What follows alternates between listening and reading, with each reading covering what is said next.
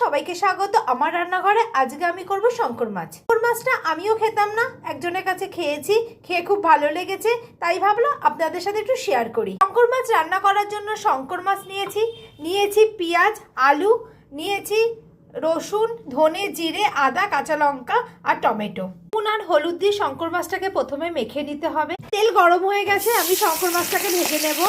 করে শঙ্কর মাছগুলোকে ভাজা হয়ে গেছে, একই তেলে আলুগুলোকে ভেজে নেব।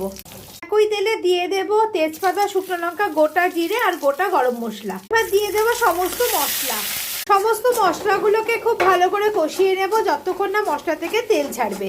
ওই মশলার মধ্যে দিয়ে দিয়েছি নুন, হলুদ আর টমেটো, দিয়ে দিচ্ছি লঙ্কার গুঁড়ো। আবার একবার ভালো করে নাড়িয়ে নিচ্ছি। মশলা কষে গেছে, মশলা থেকে তেল ছাড়তে শুরু করেছে।